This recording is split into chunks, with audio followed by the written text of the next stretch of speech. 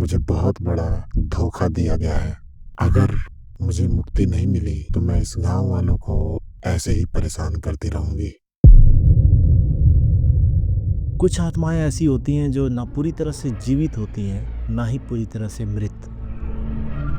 बंगाल की लोक कथाओं में एक ऐसी ही आत्माओं का जिक्र आता है जिसको पेतनी कहते हैं। ये उन लड़कियों की आत्माएं होती हैं जिनकी शादी से पहले दुखद मृत्यु हो जाती है।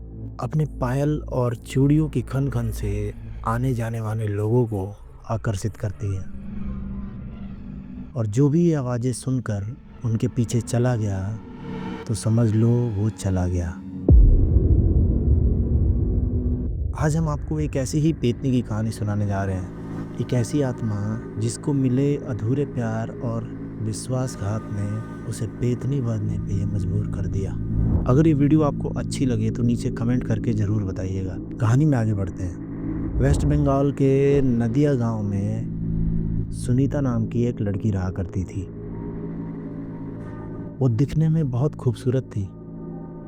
उसकी आंखें झील सी गहरी थी और उसकी हंसी जैसे झरने में संगीत का मधुर आवाज, और अपने जीवन को बहुत ही भरपूर आनंद से जिया करती थी। हर काम में उत्साह दिखाती थी। अपने माँ बाप की सबसे प्यारी बेटी थी और गांव की लड़कियों की सबसे प्रिय सहेली।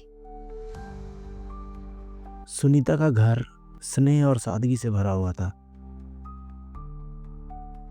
उसके माता पिता अपनी बेटी पर जान निछावर करते थे और उसके सुंदर भविष्य के सपने देखा करते थे। उसी गांव के जमींदार का एक बेटा था जिसका नाम था देवेंद्र। वह स्वभाव से बहुत ही चंचल था। गांव की लड़कियों को अक्सर अपनी बातों से छेड़ा करता था। एक समय ऐसा आया जब गांव में एक मेला लगा। उस मेले में सुनीता और उस जमींदार के बेटे देवेंद्र की नज़रें मिल जाती हैं। सुनीता को पहली मुलाकात में ही देवेंद्र से प्यार हो जाता है। दोनों एक दूसरे से छुप छुप कर मिलने लगते हैं। अक्सर उस गांव के तालाब के किनारे बैठकर एक दूसरे से जन्मों जन्मों साथ निभाने का वादा किया करते थे। सुनीता ने देवेंद्र को अपना सब कुछ मान लिया था, लेकिन नियति को कुछ और ही मंजूर था। उस गांव के जमींदार ने देवेंद्र की शादी एक अमीर और राजनीति से ताल्लुकात रखने वाले परिवार में तय कर दी। देवेंद्र के मन में लालच आ गया और सुनीता के बारे में ना सोचते हुए बिना किसी विरोध के उस शादी के लिए हाँ कर देता है। जब यह बात सुनीता को पता चली तो उस पर दुखों का पहाड़ टूट पड़ा। उसका प्यार ठुकरा दिया गया था। उसके सपने चकनाचूर हो गए थे। जिस तालाब के किनारे उन्होंने कभी प्यार की कस्में खाई थी, आज वह सुनीता के बेबसी का गवाह बन रही थी। उस रात पूर्णिमा की चांदनी में सुनीता ने तालाब के ठंडे पानी में डूब कर अपनी जान दे दी। उसका अधूरा प्यार और टूटा हुआ दिल उस गहराई में हमेशा के लिए समा गया। पर मरने के बाद भी सुनीता की आत्मा को कभी शांति नहीं मिली।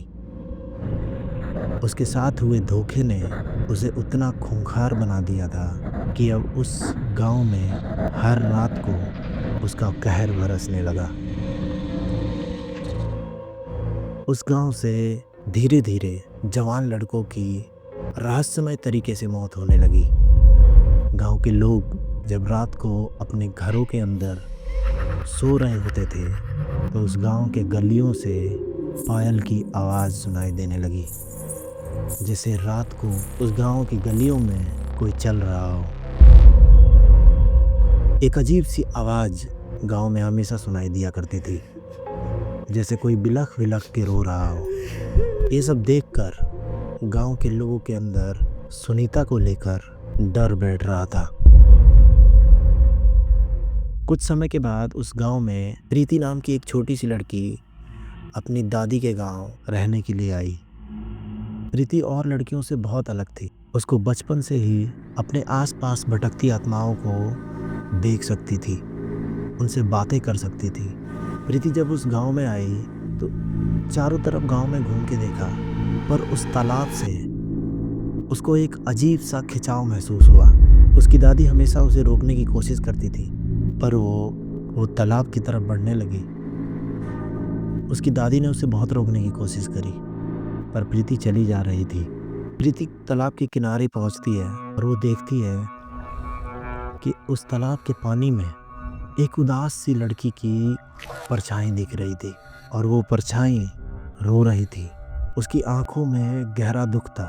प्रीति ने धीरे से बोला, आप कौन हैं? आप क्यों रो रहे हो? जैसे ही ये प्रीति ने कहा, उस सुनीता की परछाई उस तालाब से बाहर आकर प्रीति को दुखी आवाज में बोलती है, मेरा नाम सुनीता है। मुझे मुक्ति नहीं मिल पा रही है। मेरा प्यार अधूरा रह गया। मुझे बहुत बड़ा धोखा दिया गया है। अगर मुझे मुक्ति नहीं मिली तो मैं इस गांव वालों को ऐसे ही परेशान करती रहूंगी। प्रीति डरती नहीं है, बल्कि सहानुभूति दिखाते हुए सुनीता से पूछती है, किसने धोखा दिया आपको? क्या हुआ था आपके साथ? सुनीता की आत्मा ने उसको सब कुछ बताया। प्रीति सुनीता की आत्मा के दर्द को महसूस कर पा रही थी और सुनीता की कहानी सुनने के बाद प्रीति को लग गया कि यह आत्मा बुरी नहीं है, बल्कि बहुत दुखी है। मेरी बस एक ही इच्छा है, मेरा अंतिम संस्कार उसी तालाब के किनारे हो, तभी मेरी आत्मा को शांति मिलेगी।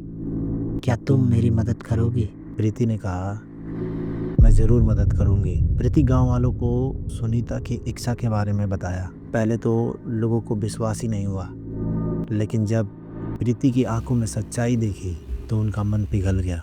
सुनीता के माँ बाप को अपनी बेटी की आखिरी इच्छा सुनकर गहरे दुख में डूब गए। उस दिन गांव वालों ने मिलकर सुनीता की आत्मा के लिए प्रार्थना की। उसी तालाब के किनारे सुनीता का अंतिम संस्कार विधि पूर्वक किया। जैसे ही रस्में पूरी हुई, सुनीता की आत्मा एक उज्जवल प्रकाश बनकर मुक्त हो गई। उसकी पायल की खनक हमेशा के लिए शांत हो गई और गांव में फिर से शांति लौट आई। ये कहानी हमें याद दिलाती है प्यार और विश्वासघात की डोर कितनी मजबूत होती है। हर आत्मा को अक्सर शांति की तलाश होती है। तो ये थी आज की कहानी। अगर वीडियो अच्छी लगी, चैनल को सब्सक्राइब करना मत भूलिएगा। अगर आपके पास भी ऐसी कोई कहानी है, नीचे दिए गए ईमेल एड्रेस पर आप हमें भेज सकते हैं। धन्यवाद।